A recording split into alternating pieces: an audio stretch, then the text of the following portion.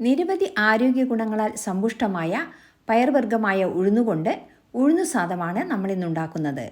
ദഹനം വർദ്ധിപ്പിക്കുന്നത് മുതൽ ഹൃദയാരോഗ്യം മെച്ചപ്പെടുത്തുന്നതുവരെ ഈ സൂപ്പർ ഫുഡ് സഹായിക്കുന്നു. ഉഴുന്നുസാദത്തിനുള്ള ഉഴുന്നുപൊടിക്കായി 3 സ്പൂൺ മുഴുഉഴുന്ന്, 1/4 സ്പൂൺ കുരുമുളക്, 3 വറ്റൽമുളക് എന്നിവ പാനിലിട്ട് സിമ്മിൽ വറുക്കുക.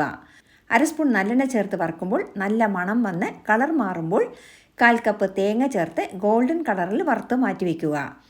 ആറിയ ശേഷം മിക്സി ജാറിലിട്ട് പൊടിക്കാം. ഈ ഉഴുന്നുപൊടി ദോശയ്ക്കും ഇഡ്ഡലിക്കും സൈഡ് ഡിഷായും യൂസ് ചെയ്യാം.